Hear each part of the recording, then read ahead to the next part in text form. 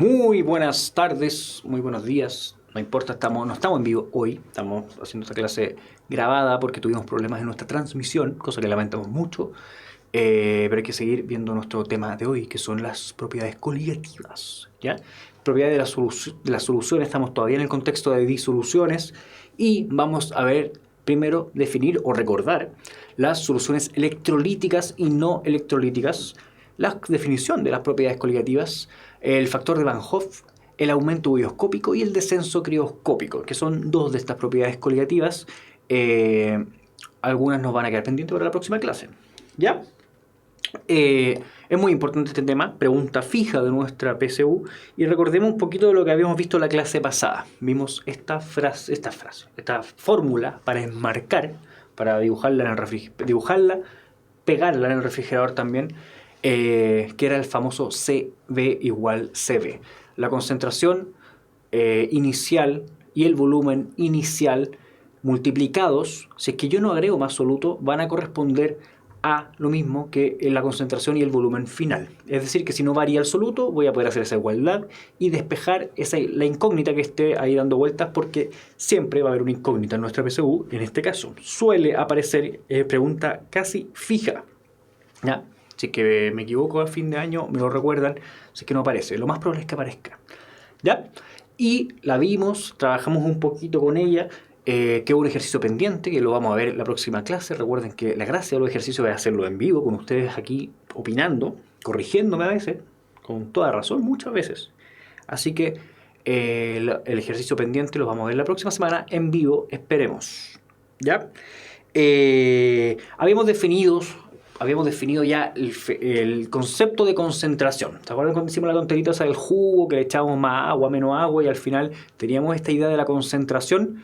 La concentración no solamente aplica para ver directamente la cantidad de soluto y la cantidad de solvente. Hay otras propiedades que dependen de este fenómeno que es la concentración, esta cantidad de soluto y solvente que tengan las disoluciones, ¿ya?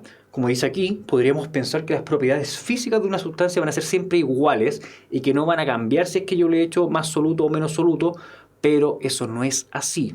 Las propiedades físicas de una solución dependen de la cantidad de soluto, cosa que es muy importante. No es un detalle que cambie las propiedades físicas, ¿ya? Y esas son las famosas propiedades coligativas, que son aquellas que van a depender de la cantidad de partículas que estén dando vueltas como soluto, ¿ya? Dependen de la cantidad de soluto y no de la naturaleza del soluto, pero dependen sí de la naturaleza del solvente. Estoy introduciendo eso, vamos a verlo un poquito más adelante, pero ojo con eso, ¿ya? Vamos a verlo en detalle. Y las propiedades coligativas que nosotros vamos a ver en nuestra PSU son estas 4 que están aquí, y el día de hoy les voy a hablar de las 2 primeras solamente, que son temperatura de ebullición y la temperatura de fusión, que son básicamente las que cambian producto de añadir soluto a un medio. Y también tenemos otras 2 que son la presión de vapor y la presión osmótica, que también van a cambiar dependiendo de la cantidad de soluto que tenga dando vueltas la solución, ¿ya?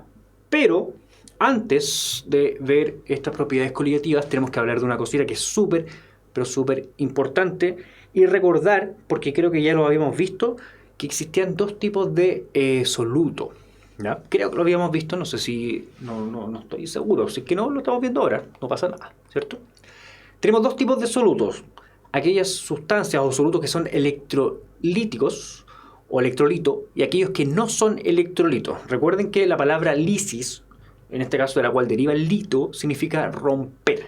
En este caso, los electrolitos son sustancias que cuando entran en solución se van a descomponer de alguna forma, y esa descomposición o los productos de esa descomposición van a permitir la conducción de la electricidad. ¿Ya? Es siempre, o están muy vinculados aquí, los compuestos iónicos. Y no sé si ustedes lo recuerdan, eso destáquenlo por ahí. ¿Se acuerdan cuando vimos enlaces y vimos el enlace iónico? El enlace iónico se daba entre 2 átomos que estuvieran muy lejos de la tabla periódica, uno a la izquierda y el otro a la derecha. Bueno, cuando teníamos ese fenómeno, esos átomos en el fondo repartían los electrones, uno se lo pasaba al otro y quedaban con carga.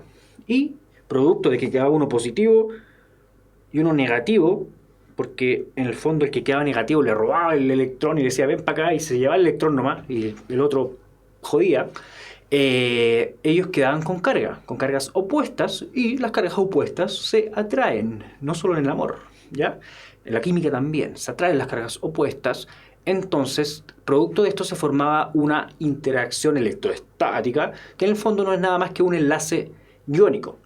Bueno, ¿qué ocurre? ¿Qué pasa cuando nosotros agarramos este compuesto iónico, que en el fondo es esto, por ejemplo el cloruro de sodio, la sal, que es un anión de cloro y un catión de sodio, que cuando entran en disolución, la disolución o el solvente lo que hace es romper las interacciones del soluto, no sé si lo recuerdan, y separar esta cuestión.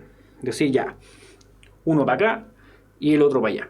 Entonces el solvente va a rodear las partículas estas por separado y se va a romper esto en la solución. Se va a romper esta unión que había entre ambos iones, y como son cargas, esta solución va a tener las cargas libres para poder transmitir la electricidad. Entonces, de ahí viene la palabra electrolito. ¿Ya? La electricidad lo que hace es agarrar las cargas y repartirlas como ellos, como en el fondo, como el sentido de la conducción eléctrica lo determine. Pero estas son las sustancias electrolíticas, y principalmente nosotros vamos a hacer la vinculación directa entre sustancias electrolíticas y compuestos iónicos. ¿Qué pasa? Que ocurren otros fenómenos de solvatación en las que participan algunas sustancias que no son iones. Son, por ejemplo, compuestos moleculares, como la glucosa, que la glucosa no es un compuesto iónico. De hecho, todos sus enlaces son enlaces covalentes. Y igual, de la misma forma, se va a disolver. El tema es que cuando se disuelve, no se rompe. ¿Ya? Por cada partícula de glucosa que yo tiro a la solución, se va a disolver la misma cantidad. En cambio, y aquí les pido por favor que tengan ojo, si yo tiro una partícula una partícula de cloruro de sodio, que nosotros sabemos que en el fondo el cloruro de sodio es esto entero, cuando entre en disolución se va a romper y yo ya no voy a tener una partícula, voy a tener dos, ¿cierto? Voy a tener el positivo que se fue para un lado y el negativo que se fue para el otro, porque va a haber un rompimiento. Entonces, a partir de eso, se denomina este famosísimo factor de Van Hoff.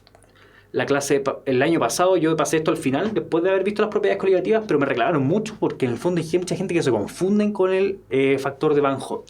El factor de Van Hoff es algo muy simple, creo yo, ver cuántas partículas realmente yo tendría en disolución. Por ejemplo, si meto el cloruro de sodio, del cual antes habíamos hablado, si yo agarro un cloruro de sodio, un solo compuesto, uno de estos nomás, un cloruro de sodio, y lo meto en una disolución de agua, voy a tener, aquí ya tengo un cloruro de sodio, voy a tener que esta cuestión se va a dividir en sodio y cloruro. Ese era un menos, perdón. Cloruro, ahí está. ¿Ya? Entonces, a partir de un cloruro de sodio, yo voy a generar en disolución dos partículas. ¿Ya? Entonces, el factor de Van Hoff no es nada más que este numerito de acá. ¿Cuántas partículas se generan a partir de una partícula original en disolución? Y ese se llama factor de Van Hoff. Y nosotros lo vamos a ocupar para corregir nuestras propiedades coligativas. ¿Ya? Por favor, eso ténganlo en la memoria y lo vamos a seguir trabajando. No se desesperen si es que le queda dando vueltas, pero ténganlo como introducción a lo que vamos a ver más adelante. ¿Qué dice acá? Miren, casi siempre hay fórmulas que confunden mucho a las personas cuando ven el factor de Van Hoff. Miren el medio encabezado. Número real de partículas en disolución después de la disociación partido por el número de unidades de fórmula inicialmente disueltas en la disolución. ¿Ya? En el fondo lo mismo que yo les decía. Teníamos en un comienzo una partícula, pero después de la disolución teníamos dos, porque se rompió esta cuestión.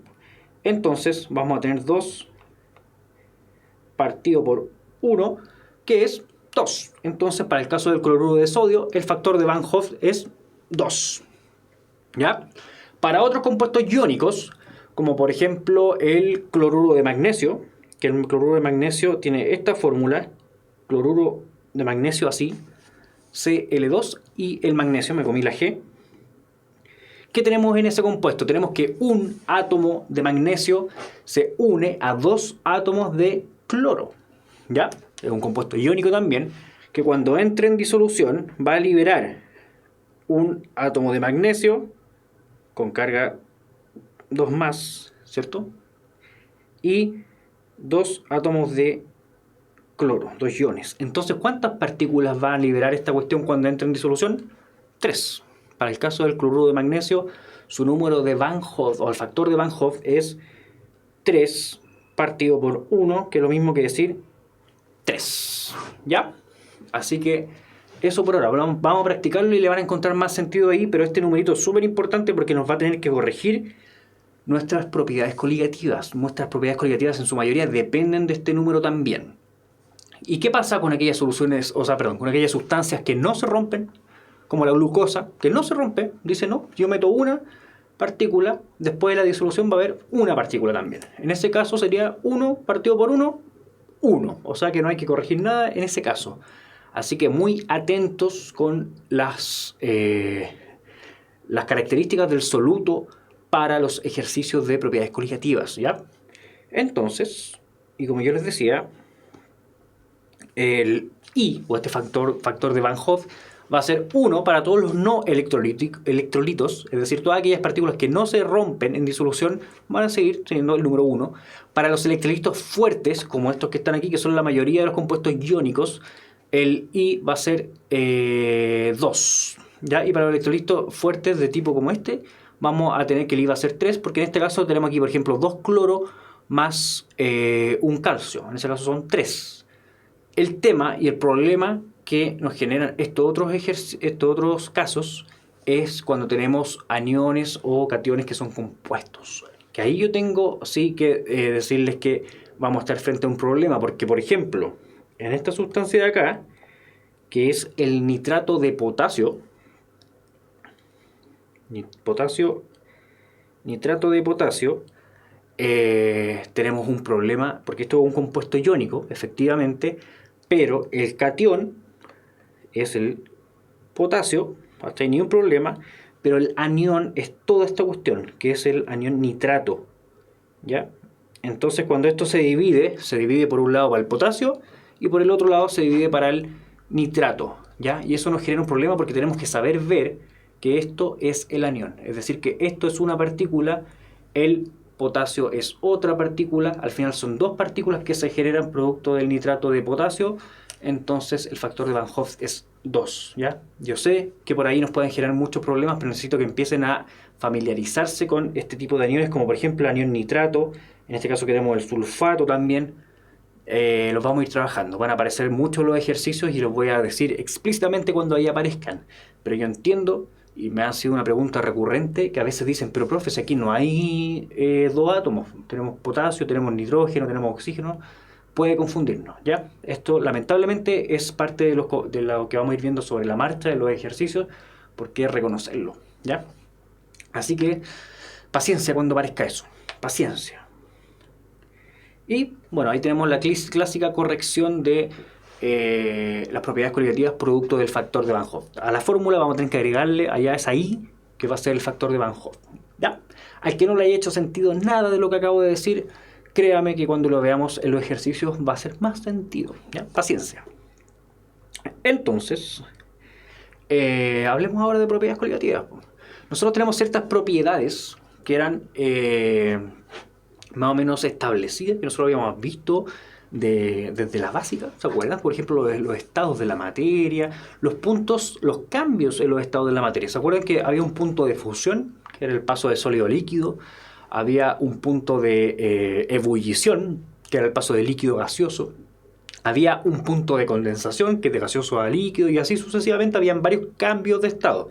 Y cada sustancia tiene definida en qué temperatura se producen esos cambios de estado, ¿ya? Por ejemplo, en el agua, nosotros sabemos que el paso de sólido a líquido, que es la fusión, ocurre en 0 grados.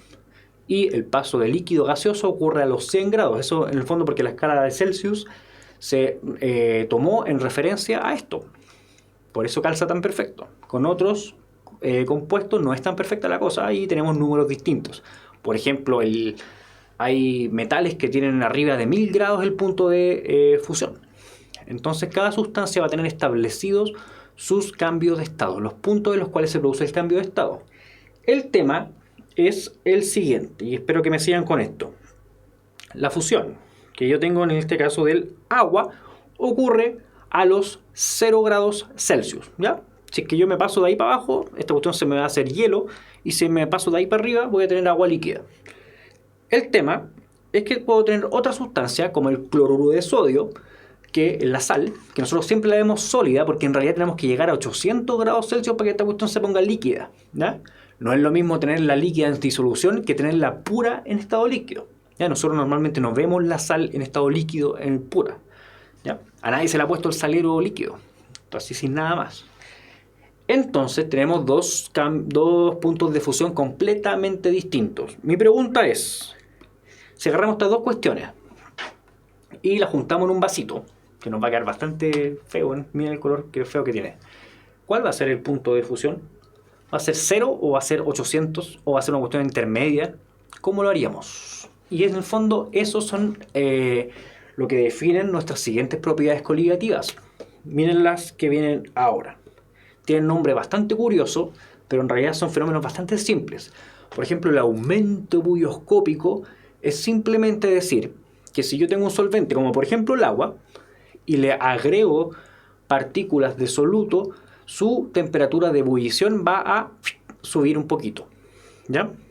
¿Y cuánto va a subir?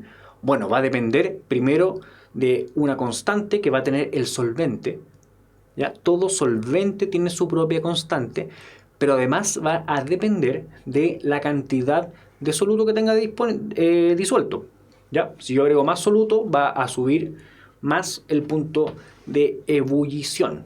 Y bueno, si agrego menos, va a subir un poquito menos. Entonces, este delta T, que es básicamente el cambio, la magnitud del cambio, ¿ya? Si nosotros tenemos un punto de ebullición original, ¿cuánto va a subir? Ese va a ser el resultado de esta fórmula. No es el nuevo punto de ebullición. El nuevo punto de ebullición vamos a tener que agarrar el punto de ebullición antiguo y sumarle este valor que nos va a dar acá, porque este es el resultado del cambio. Eso significa el triangulito que está allá, ¿ya? Entonces el delta T, o este triangulito, corresponde al cambio a partir de la temperatura inicial. La K corresponde a esta constante que yo les daba, una constante ebullioscópica, que va a ser para cada solvente. Y la M corresponde a la concentración molalidad. ¿Recuerdan? Moles partido por kilogramo de solvente. Entonces, en base a eso, yo voy a tener la magnitud del cambio. Pero a mí me falta una cuestión acá, ¿cierto? Que es lo que yo estaba dando la lata al principio, que yo les decía que este es el valor que debe ser corregido por el famoso factor de Van Hoff, ¿ya? Si es que una sustancia no electrolítica, va a ser el resultado así tal como está. Pero si tenemos una sustancia electrolítica, vamos a tener que corregirlo y multiplicarlo por la cantidad de partículas reales. No está puesto en esta fórmula originalmente, pero eso que yo dibujé es ahí, que es el factor de Van Hoff, que va a estar multiplicando este valor, ¿ya? Entonces tenemos el aumento buioscópico, que dependía de una constante buioscópica que es propia de cada solvente, y aquí hay una lista de hartos solventes, y cada uno tiene su propia constante ebullioscópica. Por ejemplo, ahí está el agua, 0,513, ¿ya? Puede ser mayor o menor dependiendo de otros tipos, pero el agua, ahí está. Si es que yo tengo una solución cuyo solvente es el agua, la K va a ser ese valor. Si es que yo cambio el solvente, voy a tener que cambiar ese valor. Pero no depende la K del soluto. Puede ser cualquier soluto. Puede ser sal, cloruro de sodio, puede ser cloruro de magnesio, da lo mismo. La K va a ser correspondiente al solvente. Si el agua pura tiene su punto de ebullición a 100 grados Celsius, cuando se encuentra a presión atmosférica, ¿ya? Si agregamos un soluto hasta alcanzar una concentración 2 molal, y consideramos que la constante ebullioscópica del agua era los 0,513, vamos a ocupar esta fórmula para reemplazar. La constante es 0,513 y la concentración molal es 2. Entonces, simplemente multiplicamos esas dos cosas, 0,513 por 2, y la magnitud del cambio, en este caso, sería 1 grado 1,026 grados. Ese es el valor del cambio. ¿Qué quiere decir eso? Que si era 100 originalmente, ahora aumentó un grado, 0,026, entonces me va a quedar 101,026. Espero que me sigan ahí. Por supuesto, aquí estábamos hablando de un compuesto hipotético que no fuera electrolítico. Si fuera electrolítico, nosotros tendríamos que poner ahí el famosísimo factor de Van Hoff. Tendríamos que corregir esto porque yo les aseguro que si se le olvida hacerlo, la alternativa incorrecta va a estar ahí, ¿cierto? Así que recuerden el factor de Van Hoff, vamos a trabajar con él en los ejercicios. Espero que me sigan, sobre todo con la idea de que el valor que obtienen de esta cuestión es el cambio. Es 1 grado, pero no es que la temperatura de ebullición nueva sea 1 grado. Ahora hay que sumarle eso, porque ese aumento ebulloscópico, hay que sumarle ese valor a el punto de ebullición original, que es básicamente lo que viene ahora. Para establecer esta magnitud, en el fondo nosotros consideramos el valor absoluto de esto, porque es el cambio, y que recordar que el valor es la magnitud del cambio y corresponde darle signo positivo. Nosotros tenemos que darle signo positivo porque en este caso es un aumento ebulloscópico. Siempre va a subir la temperatura de ebullición, no va a bajar. En el caso de el aumento ebulloscópico. Si bien las constantes se trabajan o se deberían trabajar en grados Kelvin, el valor también puede ser en grados Celsius porque en el fondo nosotros estamos hablando del cambio. Así que aumentar 1 grado Kelvin, 1 grado Celsius, en este caso es lo mismo, son magnitudes equivalentes aun cuando no corresponden a la misma a la misma temperatura. ¿Con eso qué quería decir con eso? Quiero decir que 1 grado, una diferencia de 1 grado Kelvin y la diferencia de 1 grado Celsius es lo mismo. Aunque no es lo mismo decir 100 grados Celsius que 100 grados Kelvin. Ya, espero que trabajen un poco si es que no le entienden eso, que vean, lo busquen y busquen la diferencia entre la escala de Kelvin y de Celsius. En base a esto, nosotros podemos concluir que si le metemos sal de mesa a un volumen de agua, por ejemplo, si yo tengo 1 litro de agua y me pongo a echar sal y lo disuelvo, esa solución o esa agua ya no va a estar ebulliendo a los 100 grados. Va a tener que necesitar un poquito más de temperatura para poder ebullir o hervir, ¿ya? Y va a depender de la cantidad de soluto. Por otro lado, esa fue nuestra primera propiedad coligativa, tenemos el descenso crioscópico, que es exactamente lo mismo, pero todo lo contrario. La misma fórmula, igual, pero esta representa el cambio negativo que tiene la temperatura o el punto de fusión, ¿ya? A medida que aumentamos la cantidad de partículas disueltas o de soluto, la temperatura de congelación va a ir bajando. Y vamos a calcular en el fondo con el delta T, o el cambio, la magnitud de este cambio, que va a ser igual a una constante crioscópica, que no es la misma que la ebullioscópica, aun cuando cumple la misma función, multiplicada también por la concentración molal de el soluto. Entonces, ahí tenemos definida nuestra fórmula, que es exactamente igual, pero aquí falta algo, ¿cierto? ¿Qué falta? Faltaría corregir por el factor de Van Hoff. Pongámoslo ahí, que no se nos olvide, porque en el fondo, dependiendo del tipo de sustancia, o si se rompe o no esta sustancia, que puede ser un electrolito, vamos a tener que multiplicar esa fórmula para obtener la magnitud del cambio. La misma lógica, esta es la magnitud del cambio y no es la nueva temperatura de fusión. Es cuánto cambia esa temperatura. Otra tablita muy similar a la anterior, pero esta vez son las constantes crioscópicas, ¿ya? Para el caso del agua que está ahí, la constante crioscópica es 1,86. No es lo mismo que la anterior. Y todos los solventes van a tener su propia constante crioscópica. El agua pura va a tener un punto de congelamiento o de condensación de 0 grados Celsius. A esa temperatura nosotros sabemos que el agua pura se vuelve hielo. Si agregamos soluto hasta alcanzar una concentración 2 molal y consideramos la constante crioscópica como 1,86, la magnitud del cambio es la multiplicación de estos dos valores, ¿cierto? Ahí está.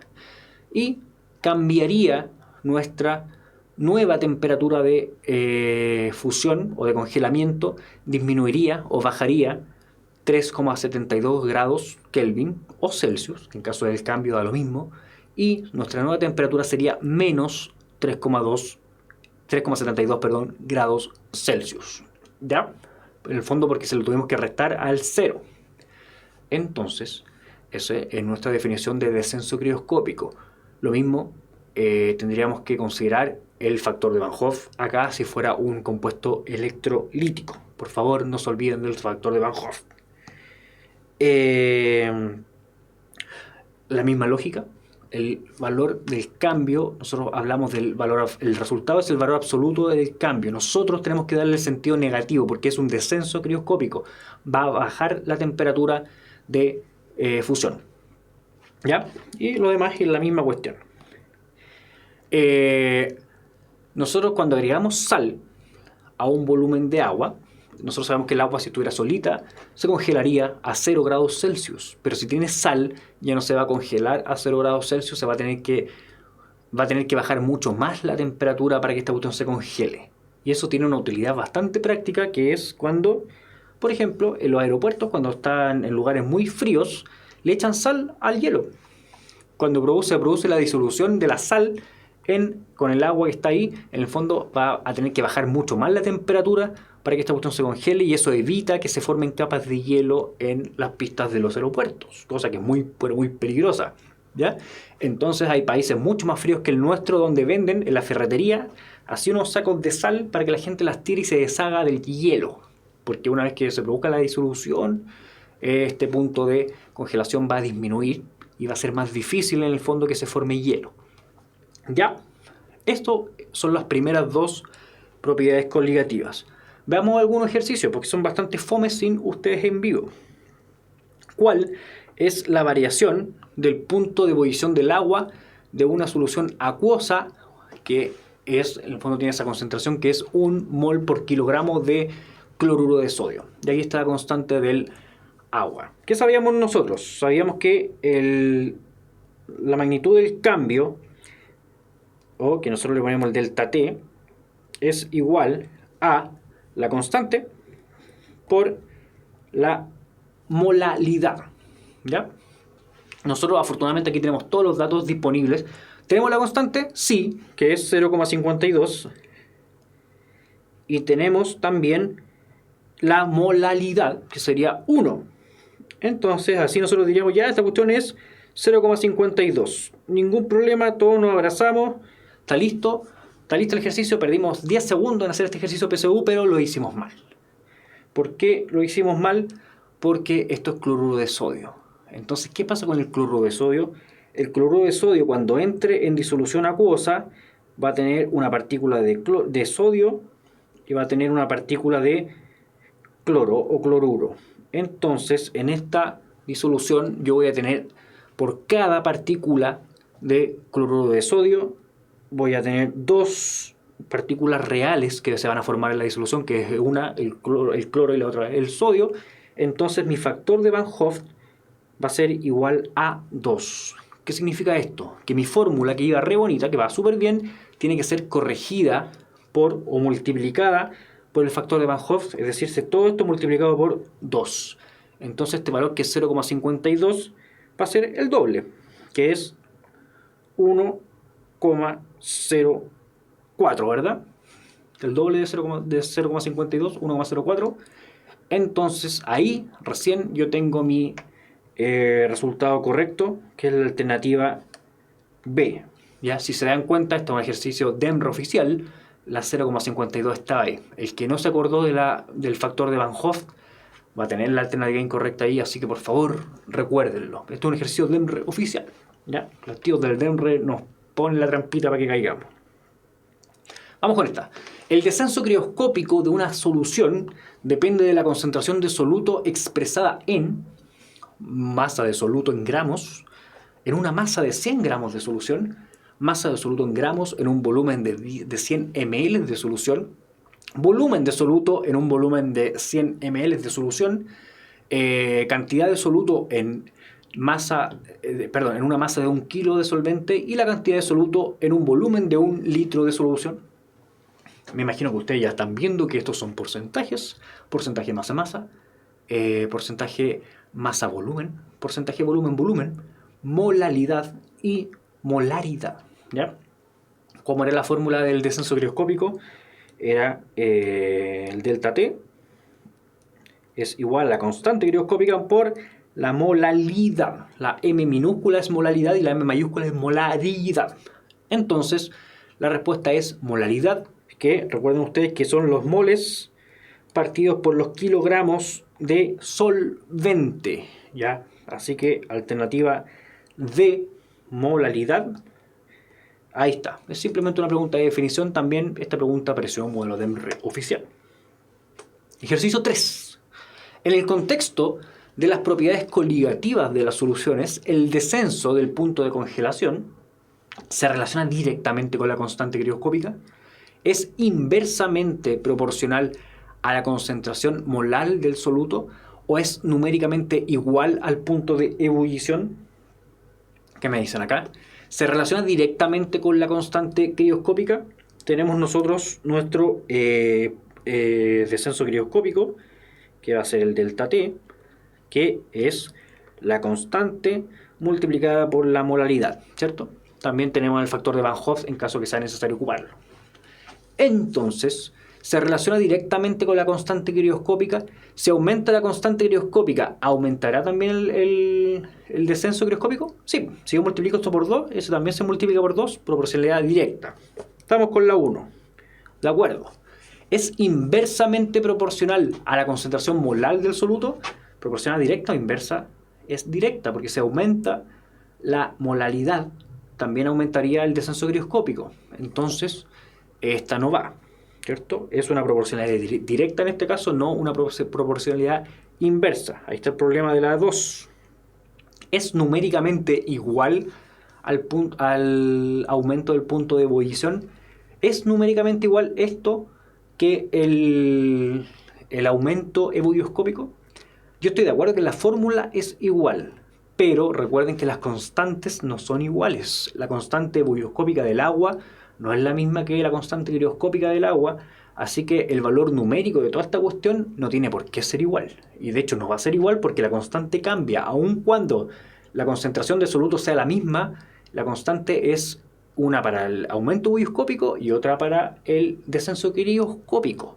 Así que ojo piojo con eso, la 3 no va porque no es numéricamente igual. La fórmula es igual, pero el número no. Así que nos quedamos con la A.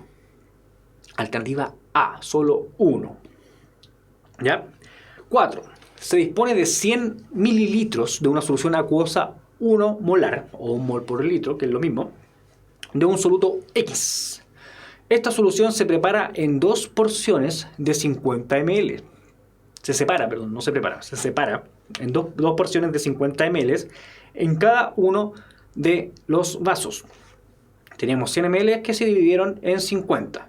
Luego a uno de los vasos se le agregan agua, solamente agua, hasta completar 100 ml. Al respecto, es correcto afirmar que el vaso 1 tiene igual cantidad de X, que es el soluto, que la solución inicial y distinta al vaso 2.